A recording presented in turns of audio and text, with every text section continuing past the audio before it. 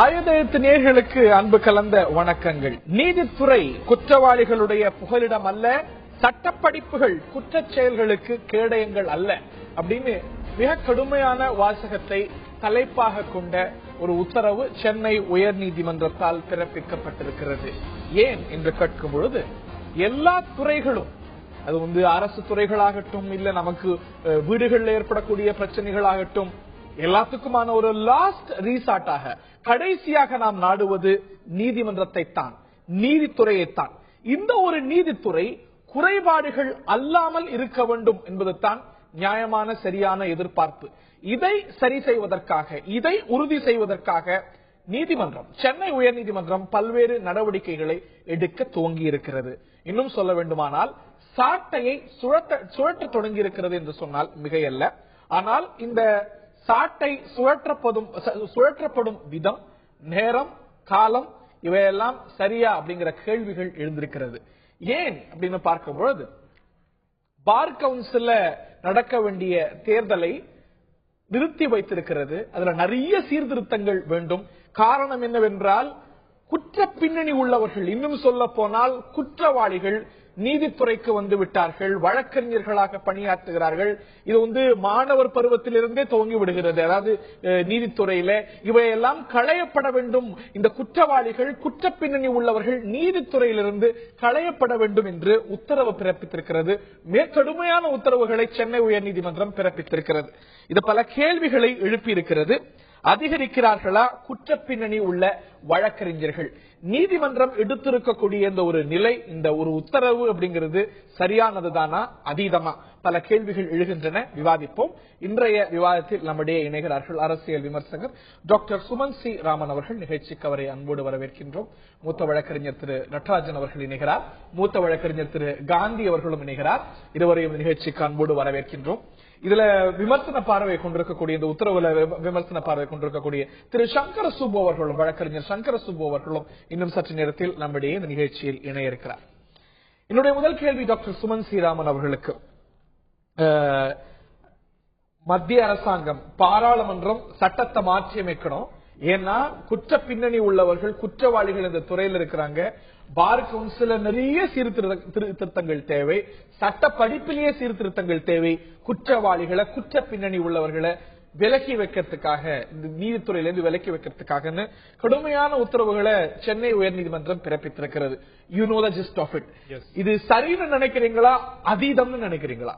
இல்ல, இதை ரெண்டா பிரிக்கணும். கான்செப்ட், அதாவது அடிப்படையாக குற்றவாளிகள் நீதித்துறையில் ஊடுருவதை தடுக்க வேண்டும், இல்ல அதற்கு ஒரு லிமிட் கொண்டு வர வேண்டும் என்று ஒரு எண்ணம். அந்த கான்செப்டை யாருமே எதிர்க்க முடியாது. அது நேச்சுரல். இது any field you don't want criminals. ஜுடிஷியரியிலயும் உங்களுக்கு கிரிமினல் எலிமெண்ட்ஸ் வரக்கூடாதுங்கிற ஒரு கான்செப்ட் மாற்று கருத்து இருக்க முடியாது. ஆனால் இதனுடைய தாக்கம், இதனுடைய இம்ப்ளிமெண்டேஷன்ல தான் எல்லாமே இருக்க போகுது. இவங்க கொடுத்திருக்கிற, இன்னைக்கு வந்திருக்கிற அந்த ஆர்டர்ல இருக்கிற ரெக்கமெண்டேஷன்ஸ் எல்லாம் இம்ப்ளிமெண்ட் செய்யப்பட்டால் நிச்சயமாக ஒரு பெரிய அளவுல மாற்றம் கொண்டு வரதுக்கான ஒரு வாய்ப்பு இருக்கிறது. ஆனா அது பேக்ரவுண்ட் போனீங்கன்னா, என்னுடைய கருத்து என்னன்னா, இந்த மாதிரி ஒரு ஜட்ஜ்மெண்ட் வர வேண்டிய காரணம் அது பார்த்தோம்னா, கடந்த பல ஆண்டுகளாக, ஒரு 7-8 வருடங்களாக அதிக அளவுல சென்னை உயர்நீதிமன்றத்தில் நடந்து கொண்டிருக்கிற சில சம்பவங்கள், எப்படின்னு 2009 நடந்த சம்பவம், அதுக்கு பிறகு 2010 ஒரு கிளாஷ், ஒரு மைனர் கிளாஷ் இருந்துச்சு. அதுக்கு பிறகு இப்ப இந்த ஆண்டு நடந்திருக்கிற சம்பவங்களை பட்டியல் நிறைய. பட் என்னன்னா, உங்களுக்கு ஒரு 5-6 ஆண்டு காலமாக நடைபெற்ற வழக்கறிஞர்கள் சம்பந்தப்பட்டிருக்கக்கூடிய கொலைகள், வழக்கறிஞர்கள் பாதிக்கப்பட்டிருக்கக்கூடிய கொலைகள் அப்படின்னு ஒரு மிக நீண்ட பட்டியல். அதுக்கு அவங்க சொல்லக்கூடிய காரணம், இந்த அளவுக்கு குற்ற பின்னணி கொண்டவர்கள் இந்த துறையில ஈடுபட்டிருக்கிறதுனால, சம்பந்தப்பட்டிருப்பதனால இவை நடந்திருக்கிறது. இவையெல்லாம் டிப் ஆஃப் தி ஐஸ்பர்க்னு பட்டியல் இல்ல. மிக முக்கியமா நம்ம பார்க்க வேண்டியது, ஒரு வழக்கறிஞர் சட்டம் தெரிந்தவர், சட்டத்தின் உள்ள இருக்கிற லூப் ஹோல்ஸும் நுணுக்கங்களையும் நன்கு அறிந்தவர். சோ உங்களுக்கு அந்த கிரைம் அப்படின்னு வரும்பொழுது, ஒரு வழக்கறிஞருக்கு அந்த கிரைமுடைய பர்பெச்சுவேஷன், அதாவது அதிலிருந்து எப்படி வெளியே வர முடியும், எப்படி சமாளிக்க முடியும் என்று ஒரு சாதாரண மனிதனை விட அவருக்கு அதிகமாக தெரியும். So this is one possible reason why ஒரு அட்வொகேட் கொஞ்சம் அக்ரெசிவ். ஒரு உதாரணத்துக்கு சும்மா சொல்றேன், காவல்துறை எப்பவுமே யார்கிட்ட ஓரளவுக்கு எப்படி நடந்துக்கிறாங்களோங்கிறது வேற விஷயம். ஆனால் வழக்கறிஞர்கிட்ட ஒரு நிமிஷம் யோசிப்பாங்க நடவடிக்கை எடுக்கிறதுக்கு. ஏன், என்ன காரணம்? ஒன்று, அரசியல் செல்வாக்கு அதிகமாக இருக்கும். அவர்களுக்கு எல்லா பெரும்புள்ளிகளையும் தெரிந்திருக்கும். ஏன்னா அதே துறையில் இருக்கிறவங்க நிறைய பேர் அரசியல்ல இருக்கிறாங்க.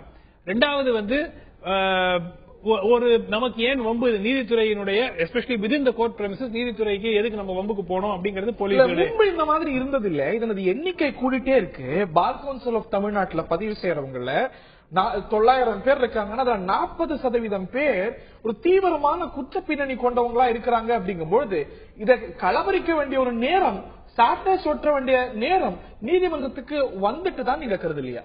இல்ல, இது வந்து குற்றம் சாட்டப்பட்டவர் அப்படிங்கிறது ஒரு புறம், குற்றம் நிரூபிக்கப்பட்டவர் வேற. நம்ம எல்லாமே நமக்கு தெரியும். Convicted person and person who is accused of crime. ஆனா வாட் கிரைம்ஸ்ங்கிறது தான் கேள்வி. நிச்சயமாக ஹரி பெயிலபிள் ஆஃபென்சஸ் இல்ல. நான் என்ன கேக்குறேன், கொலை, கொள்ளை, ரேப் இந்த மாதிரி கடும் குற்றங்கள், கொடும் குற்றங்கள், இந்த குற்றச்சாட்டுகளை சுமந்துட்டு இருக்கவங்க பாராளுமன்றத்துக்கு சொல்றோம். இல்ல இப்ப குற்றம் சாட்டப்பட்டவர் குற்றம் நிரூபிக்கப்பட வரைக்கும் பாராளுமன்றத்திலும் இருக்கிறாங்க. அதே மாதிரி நான் என்ன சொல்றேன்னா, நீங்க பாராளுமன்றத்திற்கும் சட்டமன்றத்திற்கும் ஒரு ரூல், ஒரு விதிமுறை, நீதிமன்றத்துக்கு மற்றும் வேறு விதிமுறையை வைக்க முடியாது. இதான் நான் எடுத்துட்டு போக விரும்புறேன். நான் வழக்கறிஞர் காந்தி அவர்கள்ட்ட கேட்க விரும்புறேன். குற்ற பின்னணி கொண்டவங்களை நீக்கி வைக்கிறதுக்காக மிக கடுமையான பரிந்துரைகளை, மிக கடுமையான உத்தரவுகளை இந்த கோர்ட்டுடைய உத்தரவுல நம்ம பார்க்கிறோம்.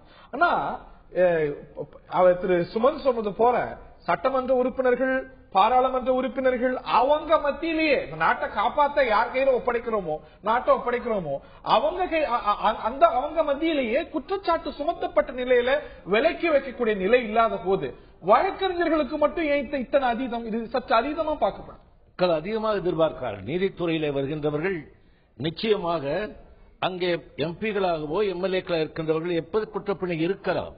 ஆனால் வழக்கறிஞராக வருகின்றவர்கள் is necessarily to be a gentleman. A lawyer is necessarily a gentleman. Lawyer is an architect in the social architect in the society. If something is expected from him, அப்படிப்பட்டவங்க வரும்போது நியாயமானவரா நேர்மையாக வரணும். இல்லன்னா நாங்க தீர்ப்பு அங்க வந்து கையத்தான் தூக்கணும். ஆனா இங்க உயர்நீதிமன்றத்தில் வழக்கறிஞர் வருகிறவர் நாளை நீதிபதி ஆவார்கள். நாளை நீதிபதி ஆகின்றவர்கள் எப்படி வேண்டுமானாலும் தீர்ப்பு சொல்ல முடியும். அப்படி தீர்ப்பு சொல்லுகின்ற நேரத்தில் இவர்களுடைய கண்டிப்பாக இவருடைய பாகம் அதிகமாக இருக்கும் என்பதுதான் முக்கியம். ஆனால் அவர்களை அதில் சேர்த்துவது தவறு என்று நான் கண்டிப்பாக நினைக்கிறேன். அத்தோடு நான் 51 ஆண்டு காலமாக நான் வழக்கறிஞராக இருக்கிறேன்.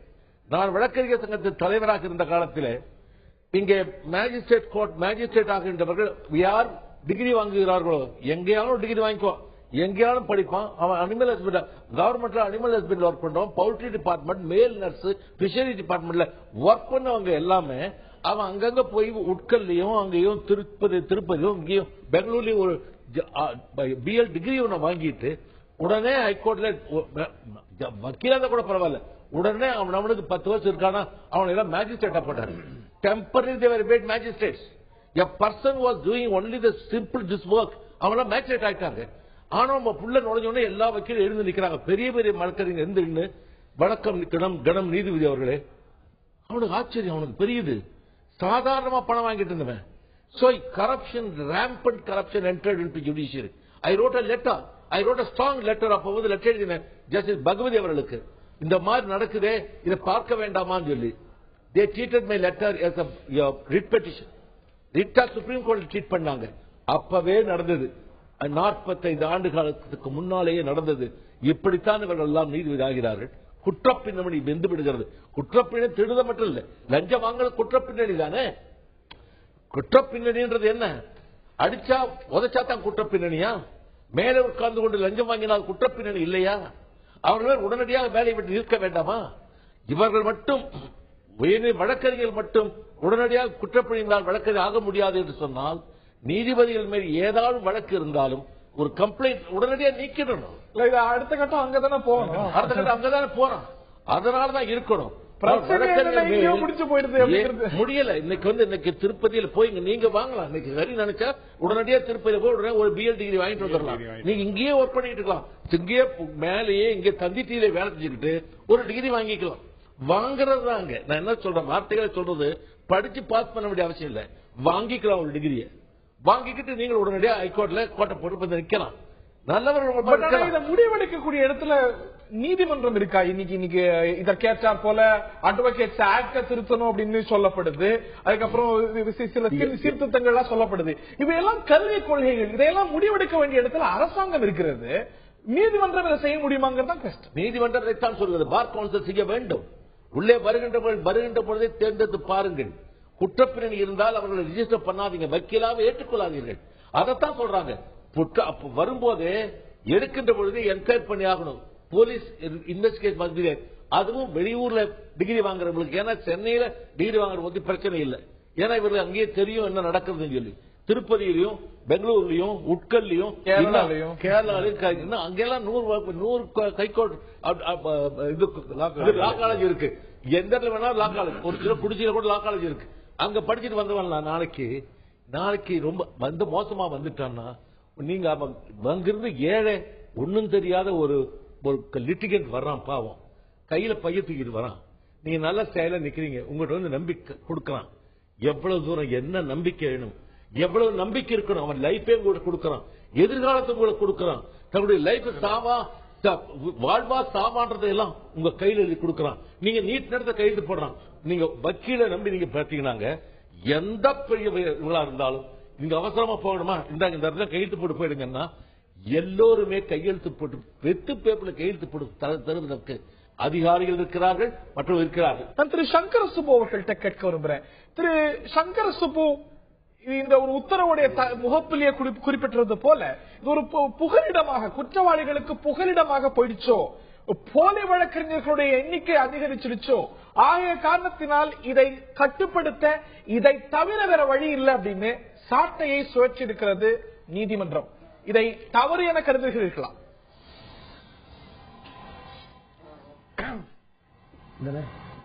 இந்த உத்தரவு வந்து நம்முடைய 482 சிஆர்பிசில போட்டிருக்காங்க. இந்த உத்தரவு வந்து என்ன சொல்றாங்கன்னு சொன்னா, அதுல பிரேயர், இந்த பெட்டிஷன்ல என்ன prayer கேக்குறாங்கன்னா, the petition filed under 482 CRPC give necessary direction by exercising power under section 34 of the Advocate Act, article 235 of the Constitution of India, prevent the intrusion of person having criminal antecedents without legally studying bachelor's law degree for maintaining the purity of justice delivery system.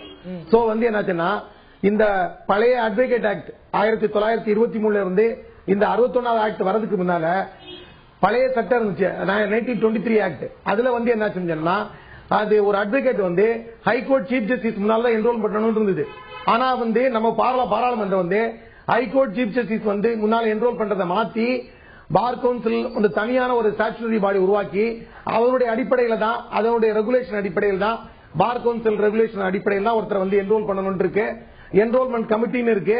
அந்த enrolment committee சட்டத்துக்கு உட்பட்டு 24A வந்து disqualification of enrolment, அதுக்கு உட்பட்டு ஒருத்தர் conviction ஆனாதான் criminal conviction ஆன court of லா முன்னால one must be convicted before அவரை என்ரோல்மெண்ட் பண்றதுக்கு வேணுமா வேண்டாமான்னு பார்க்கணும். ஆனா இந்த தீர்ப்புல என்ன சொல்லுதுன்னா, மியர் ரிஜிஸ்ட்ரேஷன் எஃப்ஐஆர் இது போதுன்றாங்க. அது கிரிமினல் லாலே அந்த மாதிரி கிடையாது. எஃப்ஐஆர் வச்சு ஒருத்தர் வந்து என்ரோல் பண்ண முடியாது அப்படின்னு சொல்றது வந்து ஏத்துக்க முடியாது. ஏன்னா இப்ப இன்னைக்கு வந்து இந்த தீர்ப்பின் அடிப்படையில் பார்த்தானா என்டையர் தமிழ்நாடு ஸ்டேட் போலீஸ் ஸ்டேட்டா மாத்திடுறாங்க. பாராளுமன்ற உறுப்பினர்கள், சட்டமன்ற உறுப்பினர்கள் அவங்களுடைய குற்றப்பின்னணியை பொறுத்த வரைக்கும் சார்ஜ் ஷீட் ஃபைல் ஆனா அது வந்து ஒரு முகாந்திரம் இருக்கிறது அப்படின்னு எஸ்டாப்ளிஷ் பண்ணும்போது அவங்க பாராளுமன்ற உறுப்பினர்களாக, சட்டமன்ற உறுப்பினர்களாக கண்டெஸ்ட் பண்ண கூடாது அப்படின்னு இதே உச்ச நீதிமன்றத்தில் பிரேயர்ஸ் இருக்கிறது. அதுக்கான கோரிக்கை பல சிவில் சொசைட்டி அங்கங்கள் வச்சிட்டு இருக்காங்க. இன்னைக்கு நீங்களும் நிச்சயமா ஏத்துப்பீங்க, குற்றப்பின்னணி கொண்டவர்களுடைய எண்ணிக்கை அந்த கோரிக்கைகள் இருக்கிறது. எஃப்ஐஆர் சார், எஃப்ஐஆர் வந்து ஒரு பேசிஸே கிடையாது. எஃப்ஐஆர் பேஸ் பண்ணி ஒருத்தரை என்ரோல் பண்ணக்கூடாதுன்னு சொன்னாச்சுன்னா, போலீஸ்ல போய் சர்டிபிகேட் வாங்கிட்டு வரணும்னு சொன்னாச்சுன்னா அது ஏத்துக்கவே முடியாது. So you can convert the bar council in the police station. அதாவது வந்து இப்போ இல்ல இப்ப வந்து எஃப்ஐஆர் இப்ப now that we are only concern about that judgment sir. இந்த ஜட்ஜ்மெண்ட்ல எஃப்ஐஆர் தான் சொல்லிருக்காங்க. எஃப்ஐஆர் இஸ் நாட் என்சோர்பியா. எஃப்ஐஆர் எப்படி போலீஸ் ஸ்டேஷன்ல போடுறதுக்கு 35 ஆண்டுகளா கிரிமினல் வழக்குல நடத்திட்டு இருக்கேன். நான் சொல்றேன், எஃப்ஐஆர் வந்து கீழ்மட்டத்தில் வந்து இந்த தீர்ப்பின் அடிப்படையில் பார்த்தாச்சுன்னா தலித்துகள், அதாவது முஸ்லிம்கள், இந்த மாதிரி வந்து தாழ்த்தப்பட்டவங்க, அப்ப மிகவும் பிற்படுத்தப்பட்டவங்க இவங்க எல்லாம் ரொம்ப இந்த ஜட்மெண்டால அஃபெக்ட் ஆவாங்க. ஏன்னா போலீஸ் என்ன பண்ணுவான்னு சொன்னா, ஒருத்தனை என்ரோல் பண்ண கூடாதுன்னு சொன்னாச்சுன்னா ஒரு எஃப்ஐஆர் போட்டு வச்சிருவான். அந்த எஃப்ஐஆர்ல இருந்து நீக்கிறவு பண்ணணும்னா வருஷ கணக்காகும். பின்புலத்தை பாருங்க, எவ்வளவு குற்ற வழக்குகள், எவ்வளவு குற்ற பின்னணி கொண்டவங்க இந்த துறையில் இருக்கிறாங்க. இதனால வந்து எக்மோர் கோர்ட்ல ஒரு மர்டர் நடக்குது, எவ்வளவு வன்முறை சம்பவங்கள் நடக்குது, ஒரு நீண்ட பட்டியல கொடுத்திருக்காரு. அது ஒரு சேர்ந்தவங்க எவ்வளவு பேர் நடக்குது வச்சு சொல்ல முடியாது சொல்லிட்டு. So the judgment வந்து சப்ஜெக்டிவா கொடுத்திருக்காங்க. It is not objective judgment sir. It is not based on anything. So subjective-ஆ இப்படிதான் இருக்கணும்னு அவருடைய wishful thinking தான் கொடுத்திருக்காங்க தவிர it is not based on facts and figures. So அதனால என்ன சொல்றேன்னா FIR பேஸ் பண்ணி ஒருத்தர் பண்ண கூடாது. ஜட்ஜ்மென்ட் பார் கவுன்சில் இந்தியாவுடைய தலைவர் ஏறத்தாழ 30% பேர் ஃபேக் லாயர்ஸ் இருக்காங்க. அதை தாண்டி நிறைய பேர் வந்து இந்த பணிக்கு ஏதுவானவர்கள் இல்ல அப்படின்னு அவர் சொல்றாரு. ஒரு புள்ளிவிவரத்தை கொடுக்கிறாரு. அதுக்காக அவர் என்ன பண்ணார் சார்? இல்ல அதுக்காக அவர் என்ன பண்ணாரு அதான் கேள்விப்போம். பார் கவுன்சில் தலைவர் இப்படி சொல்லிட்டு போயிட முடியாது. எதுவும் நடக்கல, அந்த குறைபாடுகள் இருக்கிறது, பிரச்சனை இருக்கிறது. அந்த பிரச்சனையை நிவர்த்தி செய்யறதுக்காக சாட்டையை சுற்றுகிறது நீதிமன்றம். அத வந்து என்னாச்சுன்னா that is bar council should not be reduced body undermine that superiority. Bar council வந்து ஸ்டாச்சுட்டரி அத்தாரிட்டி சார். அத போலீஸ் கையில கொடுக்க கூடாது. இந்த தீர்ப்பின் அடிப்படையில் பார்த்தாச்சுன்னா ஒருத்தவங்க கூட என்ரோல் பண்ண முடியாது. போலீஸோட தயவு இருந்தாதான் என்ரோல் பண்ண முடியும். அது கீழ்மட்டத்தில் இருக்கக்கூடிய கிராமத்தில் இருக்கக்கூடிய ஏழை எளிய மாணவர்களை வந்து மிகவும் பாதிக்கும். இந்த தீர்ப்பு வந்து மிகவும் ரெட்ராக்ரேட், ஏத்துக்கவே முடியாது. நான் தான் திரு நடராஜன் அவர்கள்ட்ட கேட்க விரும்புறேன். இது சற்று அதீதமா சில அம்சங்கள் பார்க்கப்படுதுனால பெரிய பாதிப்புகள் ஏற்படும். எஃப்ஐஆர் பதிவு செஞ்ச உடனே நடவடிக்கை அவங்களுக்கு வந்து இந்த துறையில அனுமதி கிடையாது அப்படின்னா, குறிப்பாக நான் வந்து ஒரு லா காலேஜ் மாணவனா இருக்கணும்னா நான் வந்து சான்று வாங்கிட்டு வரணும் காவல்துறையிட்ட அப்படிங்கும் பொழுது குற்ற பின்னணி உள்ளவர்கள், குற்ற பின்னணி உள்ள மாணவர்கள் களையப்படணுங்கிறதுல மாற்று கருத்து இல்ல. குற்ற பின்னணி கொண்ட ஒரு சமூகமாக மாணவ சமூகத்தை, சட்ட மாணவர் சமூகத்தை பார்ப்பது அப்படிங்கிறது ஏற்கத்தக்கதா? ஃபர்ஸ்ட் ஆஃப் ஆல், மாண்புமிகு நீதிபதி கிருபாகரன் அவருடைய ஜட்ஜ்மெண்ட் இது ஒரு உன்னதமான ஜட்ஜ்மெண்ட்.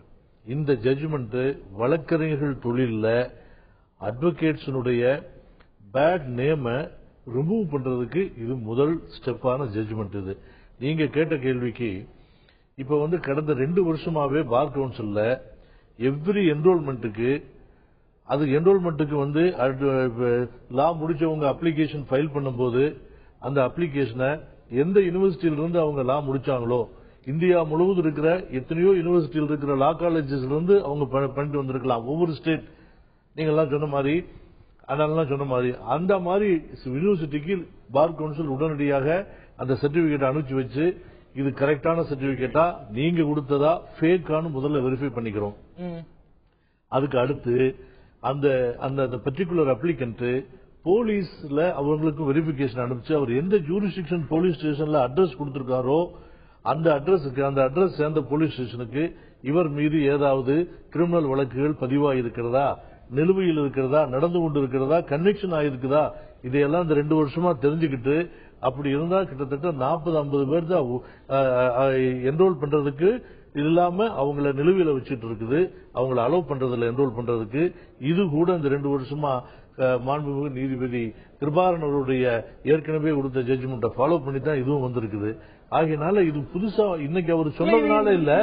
இந்த உத்தரவெல்லாம் மீண்டும் ரீட்டரேட் ஆகும்போது என்ன பார்க்கப்படுதுன்னா, சட்டக்கல்லூரி மாணவர்களை நீங்க ஒரு வன்முறை சம்பவங்களா சமீபத்தில் பார்க்கும்போது வழக்கறிஞர்களாய் நிறைய சம்பவங்களை குறிப்பிடுறாரு.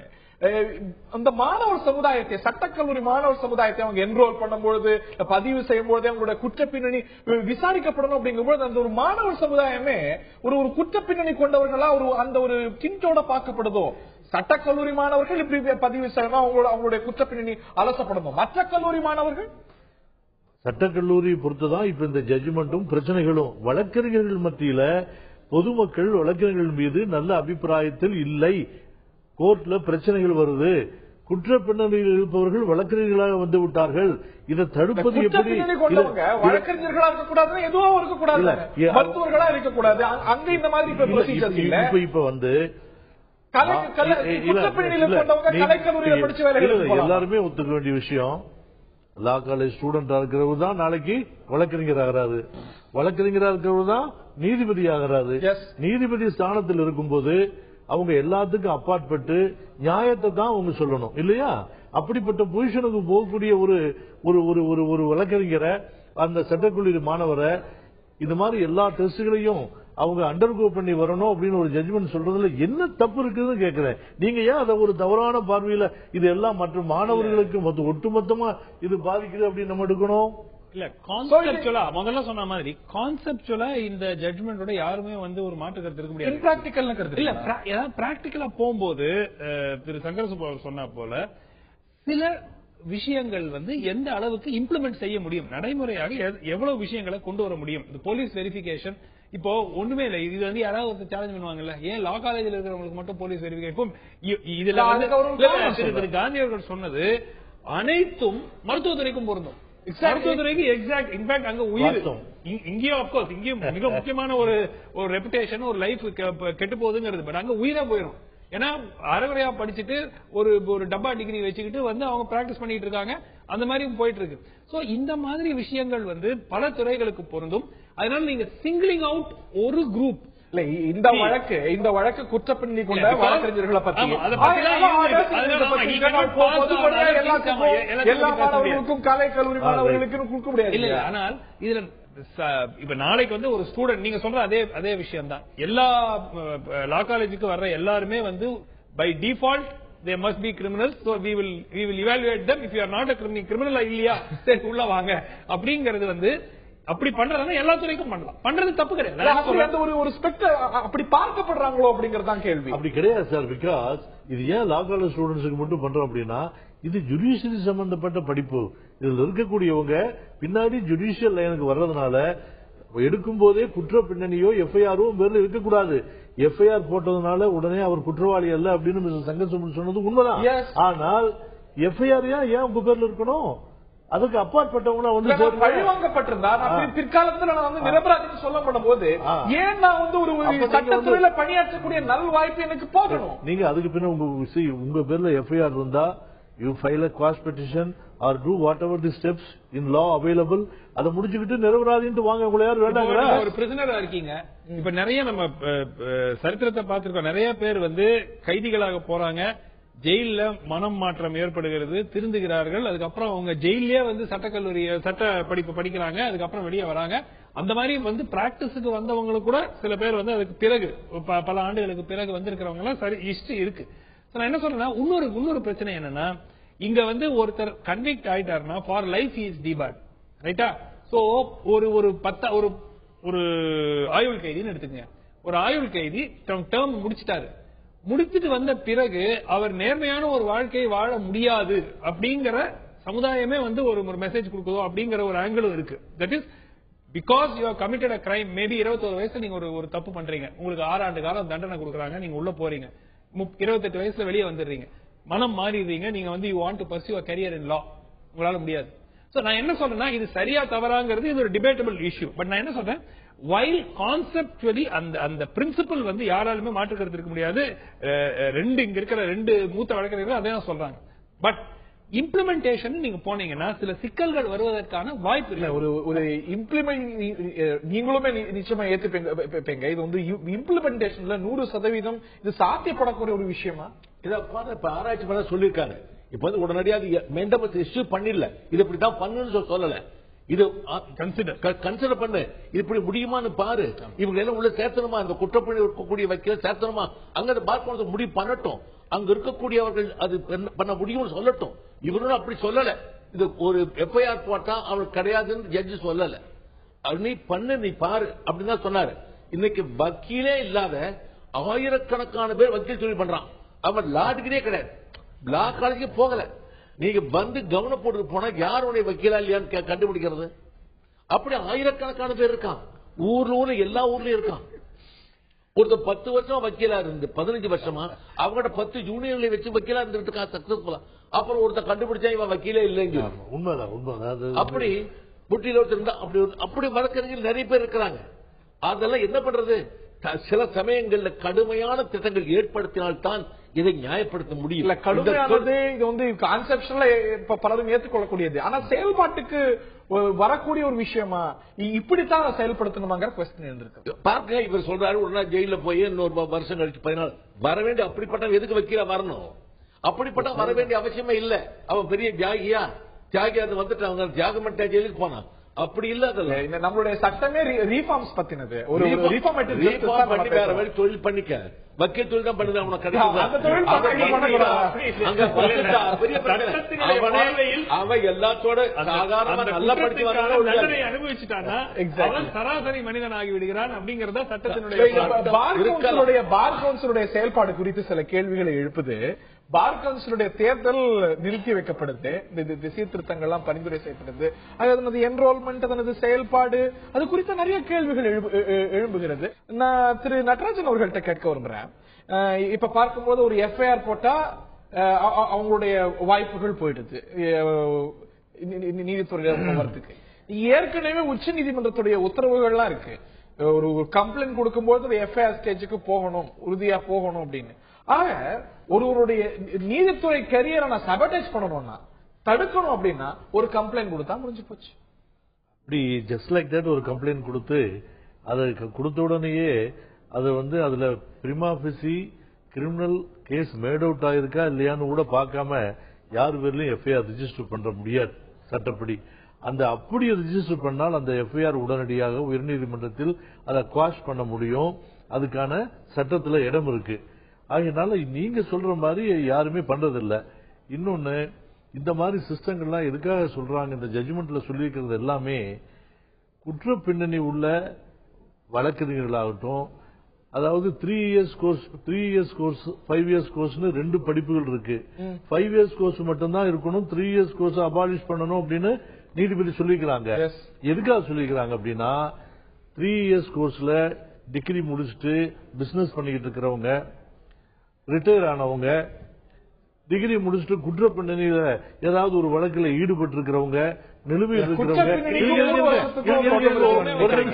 இவங்க எல்லாமே 3 இயர்ஸ் கோர்ஸ் படிச்சிடறாங்க, லாயர் ஆகிடுறாங்க. அந்த லாயர் ஆகிறது ஒரு புகலிடமா வச்சுக்கிட்டு அதை வந்து மிஸ்யூஸ் பண்றாங்க.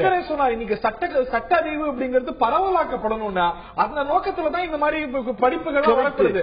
ஆனா இந்த தீர்ப்புல சட்ட படிப்புகளுடைய எண்ணிக்கை, சீட்ஸோட எண்ணிக்கை குறைக்கப்படணும், 3 வருஷம் கோர்ஸ் இருக்கக்கூடாது.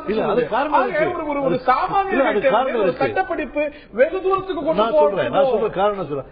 5 வருஷம் படிப்பு தான் இருக்கணும், 3 இயர்ஸ் அபாலிஷ் பண்ணணும் அப்படின்னா, +2 முடிச்சுட்டு ஒரு மாணவன் நான் வழக்கறிஞராகத்தான் ஆகணும், சட்டத்தை நான் நேசிக்கிறேன், I like only that particular subject அப்படின்னு நினைக்கிறவன், வழக்கறிஞர் ஆகணும், அந்த தொழில இருக்கணும் நினைக்கிறவன் மட்டும்தான் அதை ஜாயின் பண்ணுவான். அதை நீங்க ஞாபகம் வச்சுக்கோங்க. இந்த 3 இயர்ஸ் கோர்ஸ் இப்ப இல்லாம இருந்துச்சு அப்படின்னா இந்த மாதிரி பிரச்சனை உள்ள வழக்கறிஞர்கள் இருக்க மாட்டார்கள். இன்னைக்கு ப்ரொஃபஷனல் லாயர்ஸ் தாண்டி நிறைய பேர் சட்ட அறிவுக்காக எடுக்கிறவங்க நிறைய பேர் இருக்காங்க. அவங்கள்ட்ட இருந்தெல்லாம் இது விளக்கப்படுது. அந்த ஒரு சட்ட அறிவு, சட்ட படிப்பு அப்படிங்கிற சட்ட அறிவு யாரு வேணாலும் புக்ஸ் வாங்கி படிச்சுக்கலாம். என்னன்னா, உங்களுக்கு இந்த 3 இயர் கோர்ஸ், இந்த 5 இயர் கோர்ஸ் கிடைக்காதவங்க கூட ஒரு டிகிரி பண்ணிட்டு அதுக்கப்புறம் ஒரு பேசிக் டிகிரி முடிச்சிட்டு 3 இயர் கோர்ஸுக்கு என்ரோல் பண்றதுக்கான வாய்ப்பு இருக்கு. ரெண்டாவது மிக முக்கியமான விஷயம் என்னன்னா, as far as சொல்றது சீரியஸ் கண்டெண்டர்ஸ் மட்டும் இருக்கணும். இன்னைக்கு மருத்துவத்துறை கிரீமியா இருக்கும், ஒரு கிரீமி ப்ரொஃபஷனா இருக்கும், அந்த மாதிரி சீரியஸ் கண்டெண்டர்ஸ் சீரியஸா இல்லங்கிறதுக்கு என்ன, ஆதாரபூர்வமாக இந்த 3 வருஷ கோர்ஸ் படிச்சவங்க எல்லாமே அதுல கிரிமினல் எலிமெண்ட்ஸ் அதிகமா இருக்கிறாங்க அப்படின்னு ஏதாவது ஒரு பேசிஸ் ஆஃப் ஃபேக்ட்ஸோ டேட்டா இருந்தாலும் அந்த 3 இயர் கோர்ஸ் நீங்க எலிமினேட் பண்றதுக்கான ஒரு வாய்ப்பு இருக்கு. நிறைய பேருக்கு கிடைக்க மாட்டேங்குது. அதுக்கப்புறம் 3 இயர்ஸ் கழிச்சு டிகிரி முடிச்சுட்டு அதுக்கப்புறம் பண்றாங்க. So ஒரு அடிப்படையாக you are cutting off another avenue for a group of people who want to know. அத்தனை பேருமே 3 இயர்ஸ் கோர்ஸ்க்கு வந்துட்டா இது என்ன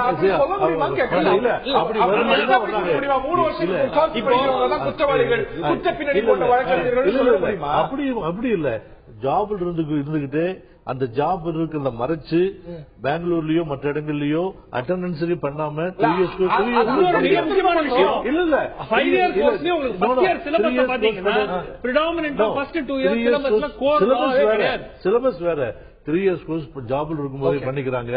ரிட்டையர் ஆன உடனே பண்ணிக்கிறாங்க. எந்த ஆபீஸ்லயும் ஜூனியரா இருந்து, ஒரு ஆபீஸ்ல ஜூனியரா இருந்து, பெரிய அட்வொகேட்ஸ் ஆபீஸ்ல எல்லாம் ஜூனியரா இருந்து அந்த குருகுல சிஸ்டத்தை I take your point. இந்த நிலையத்தில் சங்கர் சுப்பு அவர்கள்ட்ட கேட்க விரும்புறேன். பட் ஆனா இந்த ஒரு அடிப்படையான விஷயத்தை எதன் அடிப்படையில் தீர்ப்பு வழங்கப்பட்டிருக்கோ அதை மறுக்க முடியுமா? குற்ற பின்னணி கொண்டவர்கள், குற்றவாளிகள், இவங்களுடைய எண்ணிக்கை இந்த துறையில அதிகரித்து கொண்டு போகுது. அதனால வரக்கூடிய பிரச்சனைகள் அதிகரிக்கிறது. ஆகையினால இது கான்செப்சுவலா இது தேவைப்படுது அப்படிங்கிற அம்சத்தை மறுக்க முடியுமா? இதுல இன்ட்ரிகசிஸ்ல இதுல டீடைல்ஸ்ல நீங்க மாறுபடலாம். ஆனா இந்த தீர்ப்புக்கான தேவையில அவசியத்துல மாறுபடுறீங்களா திரு சங்கர் சுப்பு? இல்லங்க, 24A ரொம்ப கிளீனா இருக்கு. 24A என்ன இருக்கோ அதுதான் மத்த பார் கவுன்சில் எல்லாம் பண்றாங்க. தமிழ்நாட்டில் மட்டும்தான் இந்த போலீஸ் வெரிஃபிகேஷன் சொல்லிட்டு நம்ம தமிழ்நாட்டை தரம் தாழ்த்தி போலீஸ் கையில நம்ம கொடுக்கிறோம். அந்த மாதிரி வேற எந்த ஸ்டேட்லயும் இல்ல.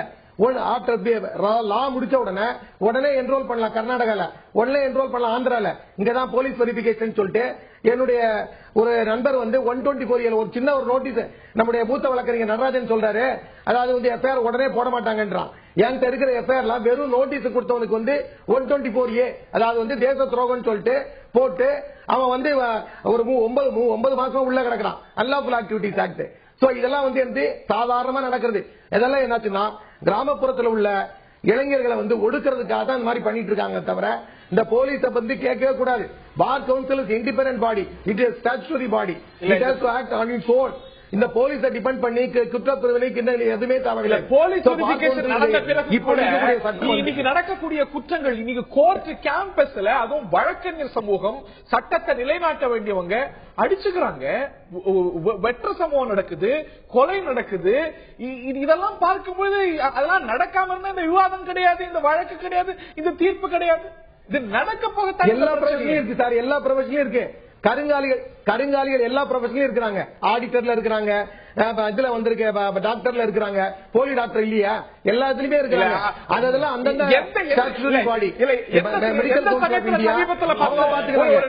டாக்டர்ஸ்கள் நடுவுல நடு ரோட்ல அடிச்சுக்கிட்டாங்க அப்படின்னு எந்த கட்டத்துல பார்த்தோம்? ஒருத்தர் மேல ஒருத்தர் கல்வீச்சு செஞ்சுக்கிட்டாங்க அப்படின்னு வேற சமூகத்தோட பிரச்சனை. எந்த ப்ரொஃபஷன்ல இது போன்ற அதீதமான சம்பவங்களை அதுவும் தொடர்ந்து பார்த்திருக்கிறோம். சென்ட்ரல் ரிசர்வ்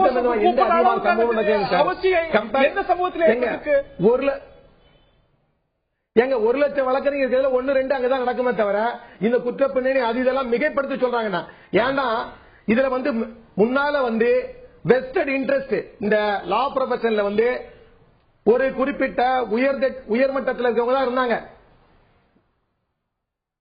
ஆனா இப்ப கீழ்மட்டத்தில் கூடிய தாழ்த்தப்பட்ட பிற்படுத்தப்பட்ட மக்கள் எல்லாம் வராங்க.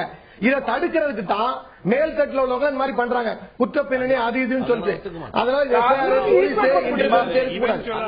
அந்த மாதிரியான ஷெட்யூல் காஸ்ட் அவங்க எல்லாம் பண்றாங்கன்றதெல்லாம் தப்பு. அப்படிலாம் இல்ல. சட்டத்தில் என்ன சொல்றோம்? மார்க் பண்ணும்போது என்கொயர் பண்றது வெளியூர்ல டிகிரி வாங்கினவனுக்கு தான் என்கொயர் பண்ண சொல்றாங்க. இங்க இருக்கவங்களுக்கு கிடையாது. இந்த ஊர்ல பாஸ் பண்ணவனுக்கு கிடையாது. அங்கதான் police verification. You have to find out. அதனால இது ஒரு சமுதாயத்தை தாழ்த்துவதற்காக செய்த என்பதை நான் ஏற்றுக்கொள்ள முடியாது. இன்றைக்கு எல்லோரும் கொண்டிருக்கிறார்கள். எல்லா விதமானவர்கள் இருக்கிறார்கள். அதிகப்படியான நீதிபதிகள் இருக்கிறார்கள். அதிகமான நீதிபதிகள் தாழ்த்தப்பட்டு இருக்கிறார்கள். யாரும் தடுத்தார்களா?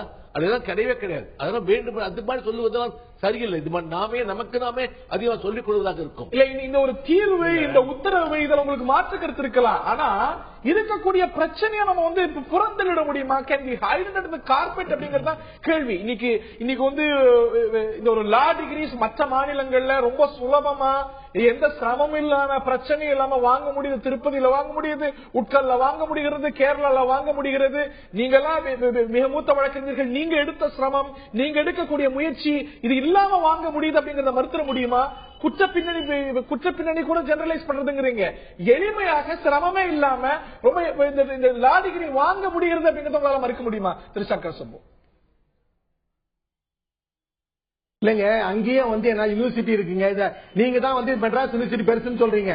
ஆனா அங்கேயும் யூனிவர்சிட்டி இருக்கு, அங்கேயும் காலேஜஸ் இருக்கு, அங்கேயும் ஸ்டூடெண்ட் போயிட்டு அந்த யூனிவர்சிட்டி எக்ஸாம் பாஸ் பண்ணிட்டு வராங்க.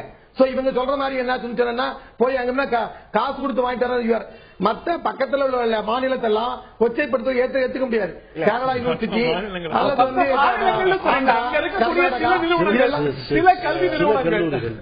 சில கல்வி நிறுவனங்கள் எளிமையா வாங்குறது அது அந்த மாதிரி வந்து ஜெனரலைஸ் பண்ண முடியாது. ஒரு குணம் பால்ல ஒரு துளி விசாரத்தை வச்சுட்டு அந்த மாதிரி எல்லாம் பண்ணிக்க முடியாது. ஆனா வந்து என்ன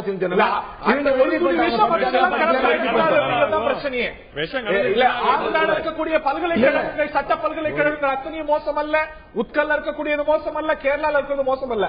அங்க சில கல்லூரிகள்ல ரொம்ப எளிமையா கிடைச்சிருது அப்படிங்கும் பொழுது ஒரு தரமான கல்வியா இல்லைங்கும் பொழுது அங்கிருந்து ஒருவங்க இங்க இருக்கக்கூடிய சிஸ்டத்தை கரெக்ட் பண்ணிடக்கூடாது அப்படிங்கறத நீதிமன்றம் பாக்குது.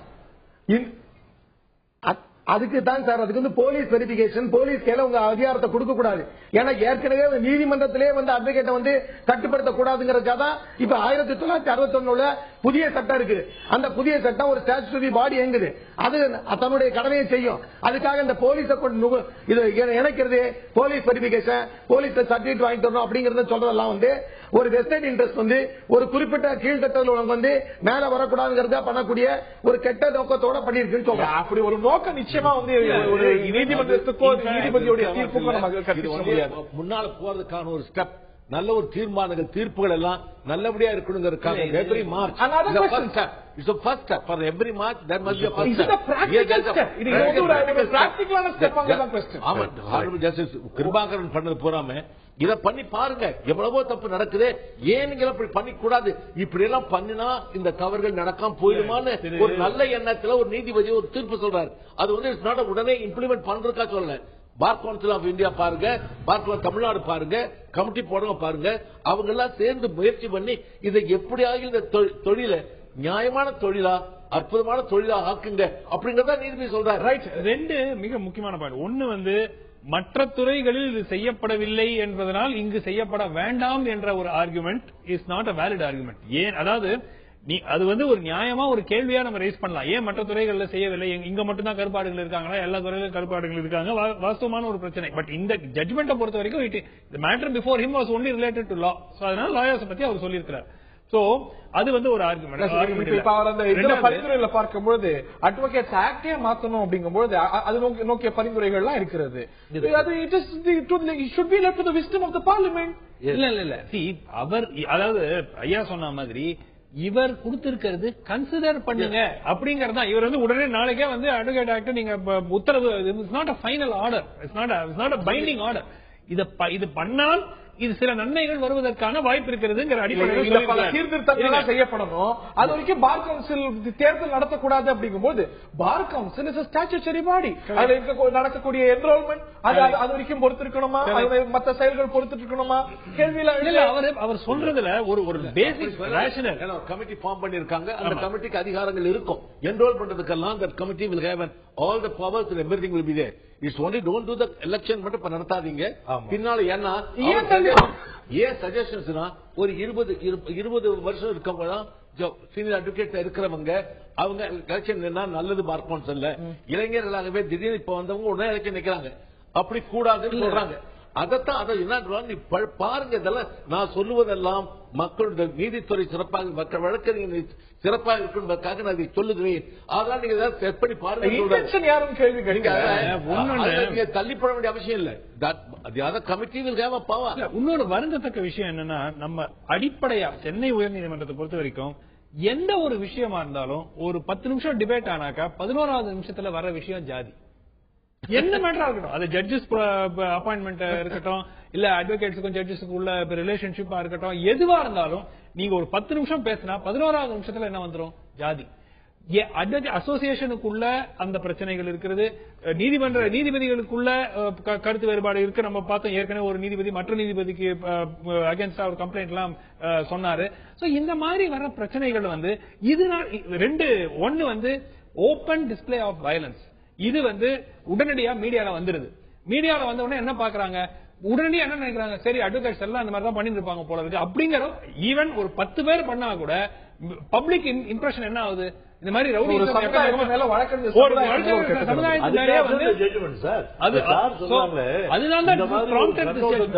இந்த மாதிரி ஒரு மக்களுடைய கண்ணோட்டத்தை மாற்றுறதுக்காக தான் இது மாதிரி ஜட்ஜ்மெண்ட்ஸ், இந்த ஜட்ஜ்மெண்ட் அதனுடைய ஷரத்துக்கள் அதுக்காகத்தான் சொல்லப்படும். இதுல 100 things may need to be changed. இதுல 100 விஷயங்கள் மாற்றப்பட கூடும், சிலது மாற்றப்பட வேண்டும் என்று எல்லாருமே ஒத்துக்கொண்ட ஒரு விஷயம். ஆனால் ஒரு முதல் ஸ்டெப், கிரிமினல் எலிமெண்ட்ஸ் வந்து ஜுடிஷியரியை டாமினேட் பண்ணாமல் இருக்கிறதுக்கு இது ஒரு முதல் நடவடிக்கை.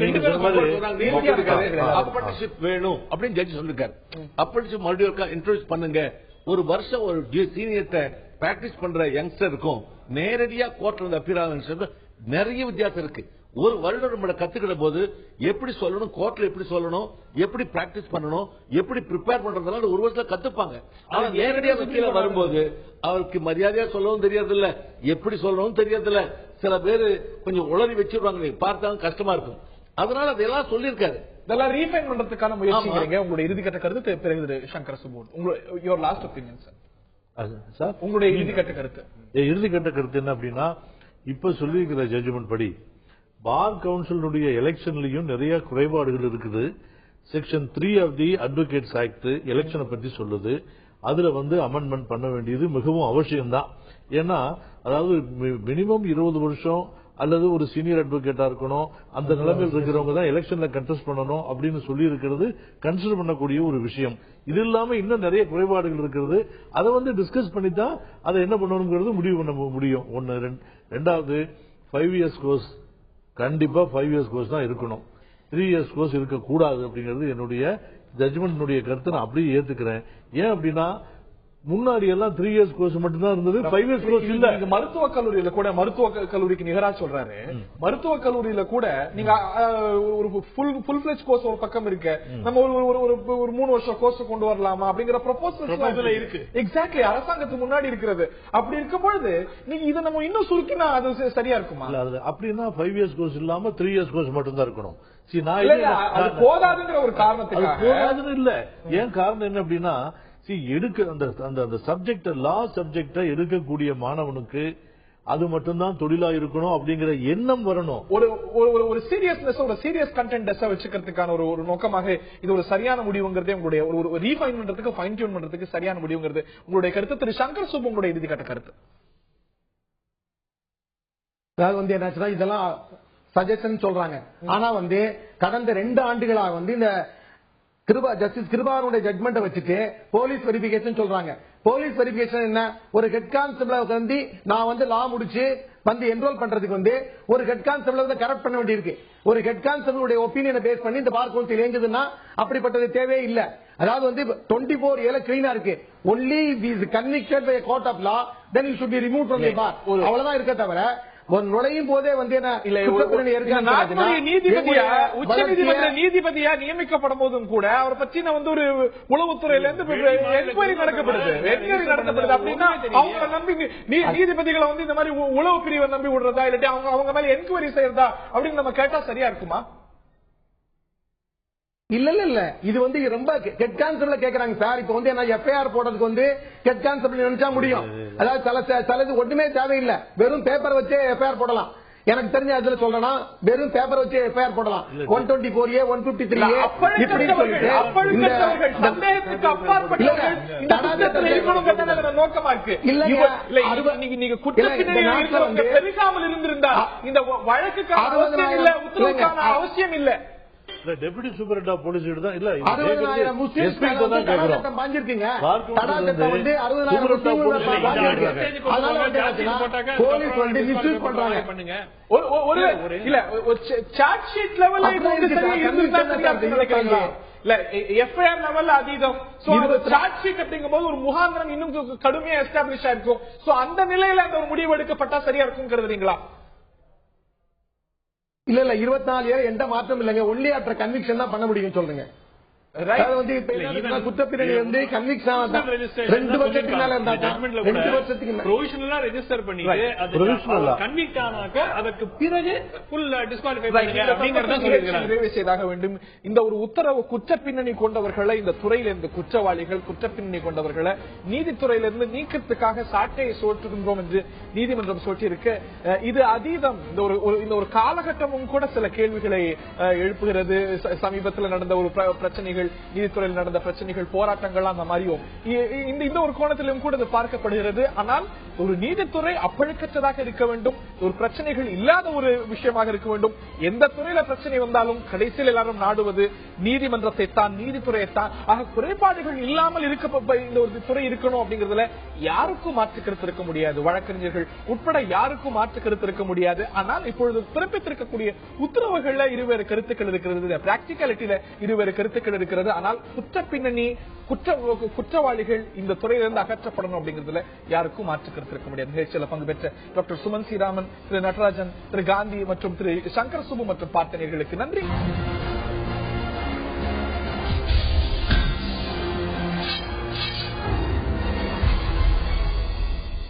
ஆயுத எழுத்து நீட்சிக்கு அன்போடு வரவேற்கின்றோம் நேர்களே. தடுப்பு காவல் கைதிகளை பொறுத்த வரைக்கும் இந்தியாவிலேயே தமிழ்நாடு தான் முன்னிலை வகிக்கிறது.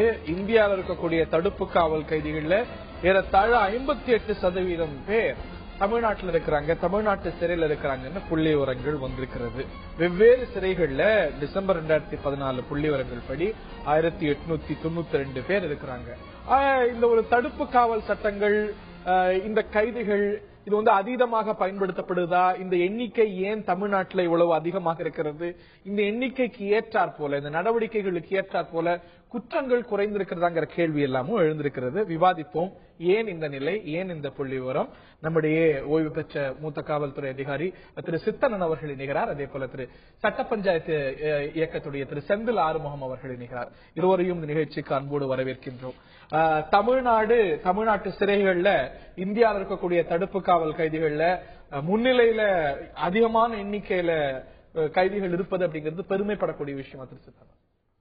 இல்ல, இப்ப நீங்க இந்த தகவல் நானும் ஊடகங்கள்ல பார்த்தேன், நானு பிரஸ் மீடியாலையும் பார்த்தேன். நானு இப்போ இந்தியாவில் 2014 போட்ட அந்த தடுப்பு காவல் கைதிகள்ல பாத்தீங்கன்னா அதுல 58% தமிழ்நாட்டில் இருக்கு, நம்ம தான் ஃபர்ஸ்ட்ல இருக்கோம் அப்படிங்கிற மாதிரிலாம் சொன்னாங்க. தட் மீன்ஸ் நம்ம தமிழ்நாட்டில் மட்டும் தான் அதிகமாக குற்றம் நடக்கிறது, அதிகமாக நாங்க தடுப்பு காவல்ல நபர்களை வைக்கிறோம் அப்படிங்கிறது அர்த்தம் கிடையாது. இந்தியாவில் இப்ப நமக்கு வந்து ஆக்ட் 14 ஆஃப் 1982 சொல்லுவோம், குண்டாஸ் ஆக்ட் அதை பாப்புலர்லி சொல்லுவோம். அதுல 9 வகையான குற்றவாளிகளை தடுப்பு காவலில் வைக்கிறதுக்கு, ஒரு வருஷத்துக்கு எந்த பெயில் எதுவுமே எல்லாம் வைக்கிறதுக்கு ஆத்தரைஸ் பண்றதுக்கு பவர் இருக்கு. இந்த மாதிரி சட்டம் இந்தியா முழுவதும் இருக்குன்னா இல்ல, அதுதான் நிறைய பேர் தெரியாம சொல்றாங்க எல்லாமே. மகாராஷ்டிரால பாத்தீங்கன்னா Maharashtra control of organised crime act அப்படின்னு ஒரு ஆக்ட் இருக்கு. ரொம்ப ஸ்ட்ரிஞ்சன்ட் ஆக்ட், டிராகோனியன் ஆக்ட் அது.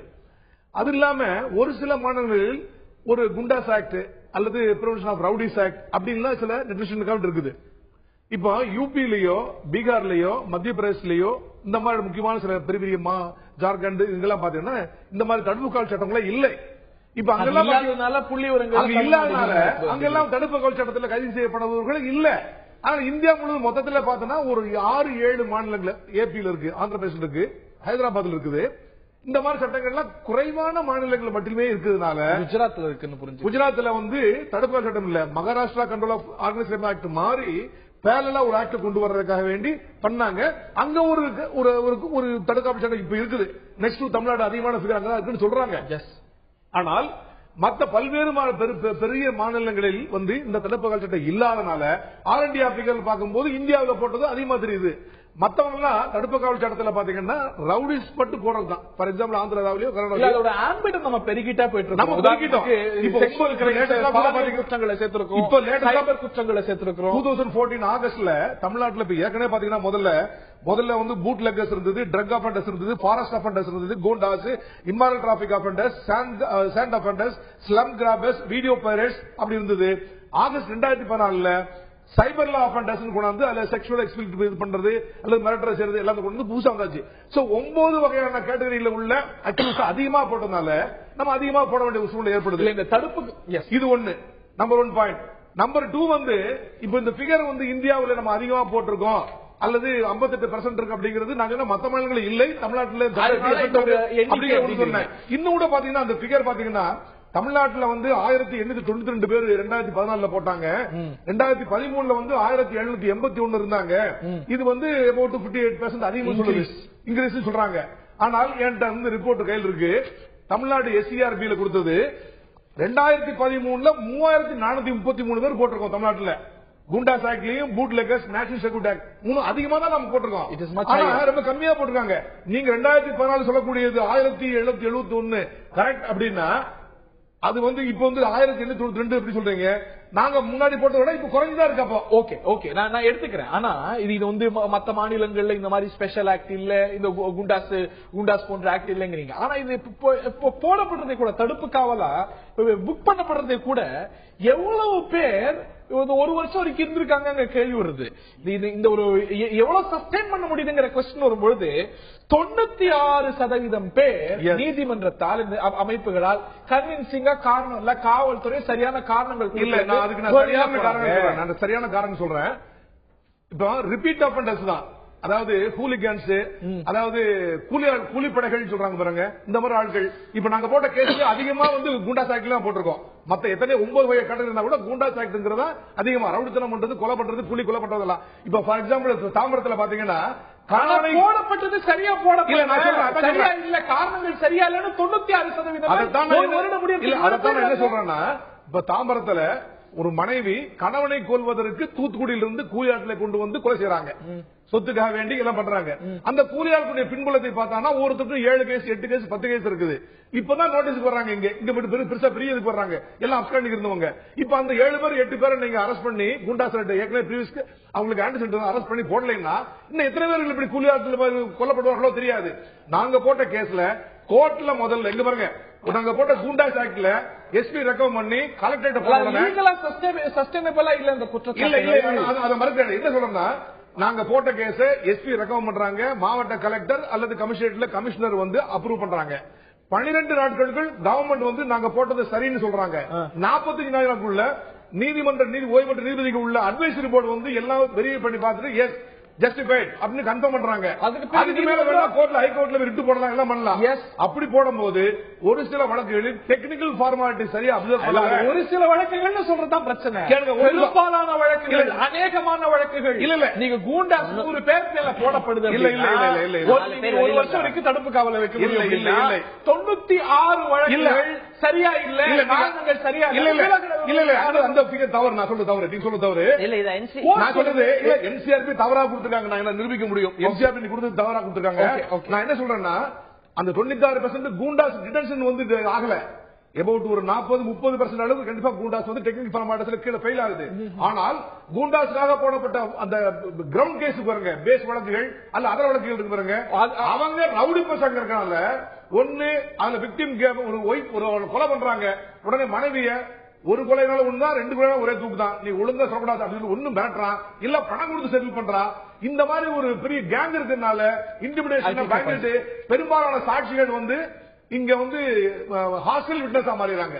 இந்த மாதிரி காரணங்கள் அதிகமா இருக்கு. அதாவது வந்து சார் வந்து அந்த டிடென்ஷன் மற்ற மாநிலங்கள்ல சில மாநிலங்கள்ல இருக்குதுன்னு சொன்னாரு. இப்ப என்சிஆர்பியிலே கொடுத்த அந்த விவரங்கள்ல வந்து இந்த பட்டியல்ல 29 மாநிலத்துல கிட்டத்தட்ட 16 மாநிலங்கள்ல வந்து டேட்டா இருக்குது பிரிவென்டிவ் டிடென்ஷன் பண்ணி வச்சது. அதுல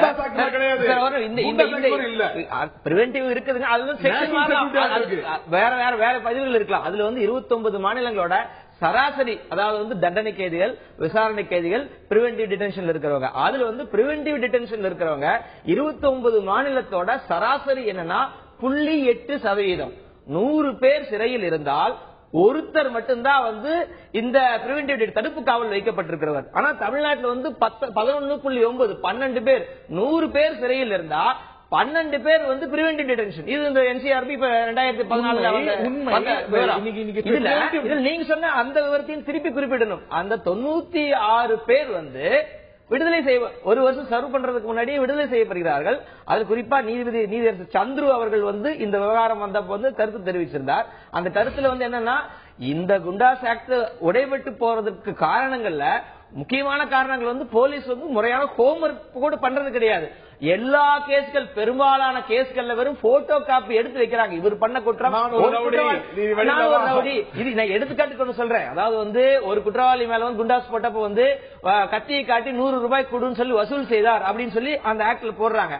அவர் வந்து நான் 1 கோடி ரூபாய் 2 கோடி ரூபாய் இன்கம் டாக்ஸ் கட்டியிருக்கேன்னு சொல்லி டாக்குமெண்ட் வந்து சப்மிட் பண்றாரு. அதனால அந்த குண்டாஸ் ஆக்ட் உடையுது. அப்ப வந்து இவங்க என்னன்னா போலீஸ் வந்து போடும் வேகத்தை ஒரு ஆக்ட்ல உள்ள தள்ளுறதுக்கு கொடுக்கக்கூடிய வேகத்தை அதுக்கு முறை என்னென்ன பேப்பர் ஒர்க் பண்ணுவோம் அந்த பேப்பர் ஒர்க்ல வந்து காரணம் காமிப்பது இல்ல. I take your point sir. அப்படி காமிச்சிருந்தா மனித உரிமை ஆர்வலர்களுக்கெல்லாம் பிரச்சனை இருக்குது. இந்த மாதிரி ஒரு தடுப்பு காவல் சட்டம் அப்படிங்கிறது கான்ஸ்டிடியூஷனலா மனித உரிமைகளுக்கு உகந்ததா அப்படிங்கிற கேள்வி எல்லாம் இருக்கு. பட் ஆனா இதே வேளையில தான் நீங்க பல மாநிலங்களை சுட்டி காட்டினீங்க. ஏத்துப்பீங்களா இல்லையா? அந்த மாநிலங்களை காட்டிலும் தமிழ்நாட்டில் குற்றங்கள் குறைந்திருக்கிறது, மற்ற மாநிலங்களை காட்டிலும் கொடும் குற்றங்கள், வயலன்ட் குற்றங்கள் குறைந்திருக்கிறது. அப்படிங்கும் பொழுது இதே சமயத்துல இந்த தடுப்பு காவல்கள் கூடியிருக்கிறது, குற்றங்கள் குறைந்திருக்கிறது. அப்படிங்கும் போது குற்றங்கள் குறைந்திருக்கிறது தள்ளி வச்சிருங்க. அது வந்து அதுல ஆதாரப்பூர்வமாக முழுமையால நிரூபிக்க முடியாது. குற்றங்கள் வந்து யாரத்துக்கு உள்ள வச்சிருக்கீங்க? இது வந்து குண்டாஸ் ஆக்ட்ல வந்து ரொம்ப ஒரு வருஷம் உள்ள இருக்கவங்க யாருன்னா யார் தலித்துகள் இருக்கிறது வந்து 53. இந்த நீங்க சொல்றீங்களா இது 1892 பேர்ல விவரம் அறிய நம்மளும் நீங்களும் நிறைய கைதிகளை பார்த்திருக்கீங்க, நாங்களும் புழல் சிறையில் இருந்தோம், கூட சக கைதிகள் கூட பேசியிருக்கோம். சாதாரண விஷயத்துக்காக நான் ஒரு எக்ஸாம்பிள் இப்ப புழல் சிறையில் இருக்கிற கைதிகள் சொல்றோம். ஒரு பினான்ஸ் கம்பெனில அவங்க நிதி மோசடி செஞ்சுட்டாங்க. அதுக்கு கூட கிளரிக்கல் கேடர்ல ஒர்க் பண்ண ஒரு ஆள் கொண்டு வந்து உள்ள ஒரு கேஸ் போட்டிருந்தாங்க, 2 கேஸ். இப்ப குண்டாஸ் அவங்களுக்கு குண்டாஸ்ல போட்டாச்சு. அவர் வந்து ஆனா நிதி மோசடி நிறுவனத்தில் இருக்கக்கூடிய அந்த முக்கியஸ்தர் வந்து அப்ஸ்காண்ட், அவர் மேல வந்து நடவடிக்கை இல்ல. அப்ப என்னன்னா இது என்னன்னு கேட்டீங்கன்னா காவல்துறை வந்து தாங்களுக்கு யார வேகமா உள்ள போடணும், இவரத்துக்கு உள்ள போடணும் முடிவு செஞ்சாங்க. அதுக்கு வந்து காரணங்கள் பல இருக்கலாம், அரசியல் காரணங்களா இருக்கலாம். கேட்டுக்கிறது இந்த குண்டாச பொறுத்த வரைக்கும் நான் இவ்வளவு குண்டாச போடுறீங்க, இவ்வளவு வந்து பதிவு செய்யறீங்க, இதுல பாதி போயிடுது, முக்கா போயிடுது, அப்படிங்கிற 96 போயிடுது. அதுதான் புள்ளி வரும். 100 குண்டாஸ் பதியப்படுதுன்னா 96 பேர் வெளியே உடைக்கப்பட்டிருந்தது முடியக்கூடிய ஒரு காலத்துக்கு முன்னாடியே. சொல்றது டெக்னிக்கலா பிரச்சனை இல்ல. நான் சொன்னது டெக்னிக்காலிட்டியில வர்றது வந்து பிரிவென்டிவ் டிடெக்ஷன்ல ஏற்கனவே பிரதர் ஒத்துக்கிட்டாரு. குண்டாஸ் போட ரைட் தான், கிரைம் வந்து ரொம்ப கம்மியாகுது அப்படிங்கறதெல்லாம் ஒத்துக்கிறேன் நானு. ஆனா அதுல சிரத்தை எடுத்து காவல்துறை பண்ண மாட்டேங்கிறாங்க அப்படி சொல்றாங்க. நீங்க ரொம்ப சாப்பிட்டா சொல்றீங்க. பொய் குற்றச்சாட்டு, பொய் கேஸ் இல்ல ஜெயில வந்த புட்டப் கேஸ் தெரியாது, ஜெயில் கைதிகள் புட்டப் கேஸ் என்ன நடந்துச்சு? புட்டப் கேஸ் நாங்க எல்லாம் ஒரே ரூம்ல இருக்கோம். உடனே இன்னைக்கு குண்டாஸ்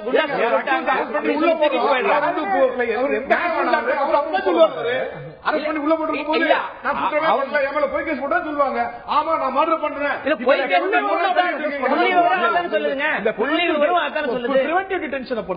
குண்டாஸை பொறுத்த வரைக்கும் புள்ளி வருமா அதான்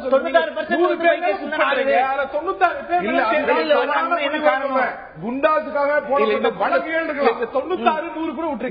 சென்னை உயர்நீதிமன்றம் சொல்லிருக்கா இல்ல? சென்னை காவல்துறை சொன்னாங்க அப்படின்னா இதே குண்டாஸுக்காக வேண்டி போடப்பட்ட வழக்குகளில் 96% விடுதலையாகிறது. ஏன்னா எல்லாருமே குண்டாசு, எல்லாருமே ரவுடிஸ். இப்ப ஏங்கிற ஒரு லொக்காலிட்டியில ஒரு பெரிய ஒரு அஃபரன்ஸ் நடக்குது, ஒரு 4 பேரை டீடைன் பண்ணோம்னா நேச்சுரல் விட்னஸ் யாரு? ஒரு குரூசம் மர்டர் நடக்குது, அதை பாக்குறாங்க, டீடைன் பண்றோம் அப்படின்னா அவனுக்கு 3-4 கேஸ் ஏற்கனவே இருக்குது. இந்த கேஸ பேச வச்சு போடுறோம்னா இந்த கேஸ சாட்சி சொல்ற யாரு? Natural witness. அந்த லொக்காலிட்டியில உள்ளவங்க தான் பண்ண முடியும். அவன் இவனுக்கு எகேன்ஸ்டா சாட்சி சொல்லிட்டு அந்த வீட்டுல இருக்க முடியுமா? இல்லை. கண்டிப்பாக இந்த கேங் ரைவல்ரி வந்த பிறகு அவங்க ஒரு ஏ ரவுடியா பி ரவுடி குரூப் வச்சு வெட்டினா கூட எகேன்ஸ்டா கோர்ட்ல சாட்சி சொல்றதே இல்லை, கண்டிப்பாக இல்ல. அதனால பல்வேறு சமயங்கள் இந்த மாதிரி குண்டாஸ் ஆக்ட் போட்டப்பட்டால் தான் ஒரு டிஃபரன்ஸ் இருக்கு. இன்னொரு விஷயமா அவரும் சுட்டி காட்டினார், அதை நான் இன்னும் எலாபரேட் பண்ணுவேன். 53% பேர் தலித்துகள் அப்படிங்கிற புள்ளில இது வந்து நானும் அந்த புள்ளி வரத்தை பார்த்தேன். நானு 53% பேர் வந்து தலித்துகள், அதே மாதிரி நிறைய பேர் வந்து இல்லிட்ரேட்ஸ் அப்படின்லாம் சொல்லிருக்காங்க. அவங்க இதை ஒரு காரணம் பார்க்க முடியும். சட்டம் வந்து அனைவருக்கு சமம். நீங்க வேணா அரசாங்கத்தை ஒரு அட்மினிஸ்ட்ரேஷன் வந்து நீங்க குறை சொல்லலாம். அதாவது அந்த மாதிரி ஒரு சமூகத்துல அந்த மாதிரி ஒரு அவங்களை எம்பவர் பண்ணணும், அவங்களை படிக்க வைக்கணும், சோசியோ எக்கனாமிக் கண்டிஷன்ஸ் வளர வைக்கணும் அப்படிங்கிற சொல்லலாம் ஒத்துக்கிறேன். ஆனால் குற்றம் பண்ணாங்கன்னா இவர் பரிசுக்காக நீங்க வெட்டி கொண்டாரு ஒரு ஆளுக்கு நகையில எடுத்தாரு, அதிக காசு கொடுக்க முடிஞ்சா அவர் வேகமா வெளியில வந்துடலாம். என்னால கொடுக்க முடியாது சாதாரணப்பட்ட ஆள் அப்படின்னா அவர் வந்து அந்த பேசாம வந்து வக்கீலுக்கு காசு கொடுக்கறதுக்கு பதில் ஒரு வருஷம் ஜெயிலே இருந்துட்டு போயிடலாம் அப்படிங்கிற நிலையில இருந்துட்டு இருக்கு. பணம் இன்னைக்கு வேகமா புள்ளி விவரங்கள் எடுத்து பாத்தீங்கன்னாலும் வந்து யார் வந்து அதிகப்படியா குண்டாஸ்ல வந்து சர்வ் பண்ணிருப்பாங்கன்னு கேட்டீங்கன்னா வசதி இல்லாதவர்கள், ஏழைகள், அவங்களுக்கு முடியல, ஒரு லாயர் வச்சு வாதாட முடியல, போர்டுக்கு போய் முறையா ரெப்ரசென்ட் பண்ண முடியல அப்படிங்கிற சூழல்ல தான் அவங்க உள்ள இருக்கிறாங்களே தவிர இருக்கிறவங்க எல்லாம் பணம் இருக்கிறவங்க வேகமா வெளியில வந்தாங்க. பொதுப்படுத்தப்பட்ட ஒரு குற்றச்சாட்டு. நீங்க வந்து இந்தியன் அட்மினிஸ்ட்ரேஷனையே டோட்டலா நீங்க வந்து ஃபைட் பண்றீங்க, தப்பு. அங்கங்க ஒன்னு ரெண்டு ஒரு நடக்கக்கூடிய இன்சிடென்ட பொதுமைப்படுத்தி உடனே எல்லாருமே வந்து பணம் கொடுத்தா வெளியே வந்துடலாம் அப்படின்னு சொல்லி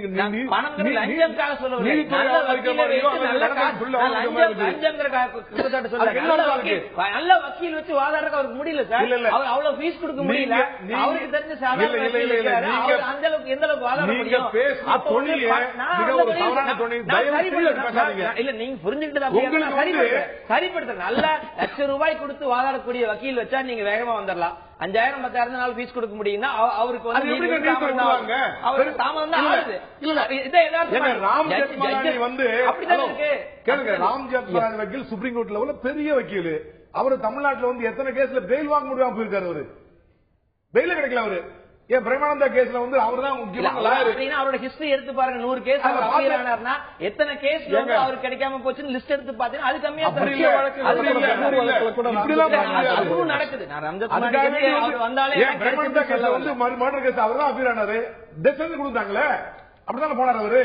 அதனால குற்றங்கள் கண்டிப்பா குறையுது. இப்ப என்ன ஒரு விஷயம்னா, ஆஃப்டர் ஆல் சட்டம்னா என்ன, இட் இஸ் தி கலெக்ட். ஆனா இந்த பிரிவென்டிவ் டிடென்ஷன் அப்படிங்கிறது ஸ்பாரிங்கா அரிதா பயன்படுத்தப்படணும், ஆனா வாடிக்கையா பயன்படுத்தக்கூடாது. இல்ல கண்டிப்பா நீங்க சொன்ன மாதிரி பிரிவென்டிவ் டிடென்ஷன் வந்து எல்லாத்துக்கும் பண்ண முடியாது. அதுக்கு நார்ம்ஸ் இருக்குது. அவனுக்கு ப்ரீவியஸ் ஆன்டிடென்ட் இருக்கணும், அல்லது ஒரே ஒரு இன்சிடென்ட் இருந்தா கூட போடலாம்னு நீதிமன்றம் சொல்லுச்சு. அந்த எப்படி சொன்னாலும் ரொம்ப குரூசமா இருக்கணும், ரொம்ப வயலன்ஸா இருக்கணும். அதுவே ஒரு டெரர் அப்படி இருக்கும் பொழுது அப்படி இருக்கிறவங்கள தான் புக் பண்ணும் போது அதுல இவ்வளவு உடையுதுங்கும் போது நீங்க இவ்வளவு தேசிய சராசரியை உடைங்க அதிகமா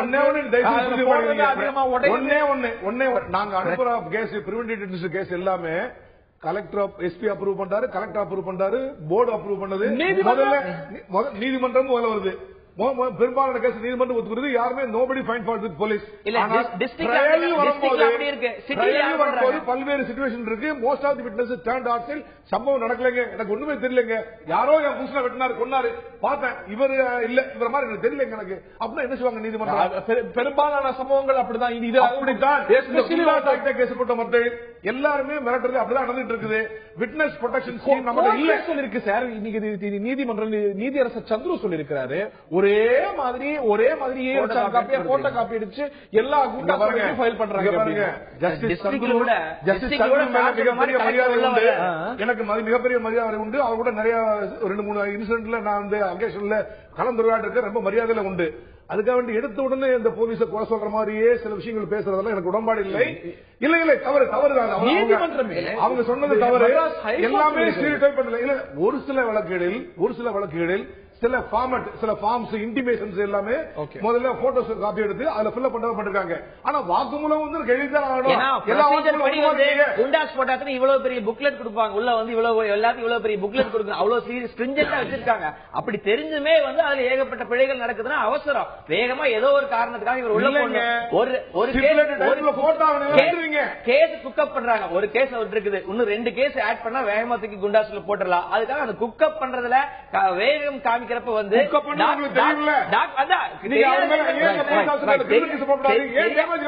தெரியாதங்காட்டிதான் பிரச்சனையே. முறைப்படி செய்திருந்தாங்க. ஒரே ஒரு விஷயம் டிஸ்ட்ரிக்ட்ல கூட பரவாயில்ல, எஸ்பி வந்து கேஸ் போட்டாருன்னா போய் கலெக்டர் ஆர்டர் போட்டா தான் குண்டாஸ் வர முடியும். ஆனா சிட்டியில வந்து நேரா வந்து கமிஷனர் ஒரு போலீஸ் போடுற கேஸ் போலீஸ் கமிஷனரே கொடுத்துட்டு போயிடலாம்.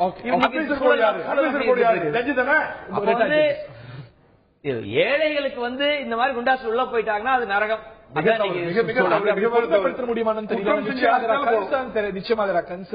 மற்ற மாநிலங்களை காட்டிலும் இங்க இது ஒரு தடுப்பு காவல் கைதிகளை பொறுத்த வரைக்கும் தடுப்பு காவல்ல இருக்கக்கூடியவங்களுடைய எண்ணிக்கை அதிகமா இருக்கிறது அப்படிங்கறது புள்ளி விவரம்.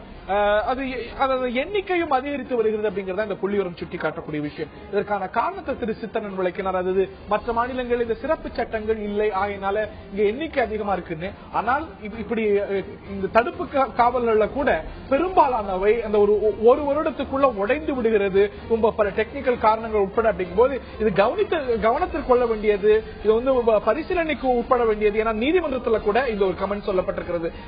இந்த ஒரு புள்ளி விவரங்கள் இப்படி சொல்ல நிச்சயமா குற்றங்களும் மற்ற மாநிலங்களை காட்டிலும் தமிழ்நாட்டில் இதே ஆண்டுல குறைந்திருக்கிறது. ஆனால் இந்த தடுப்பு காவல்கள் அதிகரித்த அளவுக்கு குறைந்திருக்கிறதா அப்படிங்கறதும் கேள்வியான ஒரு விஷயமா இருக்கு. நேரம் ரொம்ப குறைவா நீங்க குறைந்திருக்கா சொல்றீங்க. டெட்டரன்ஸ் கண்டிப்பா இருக்குது.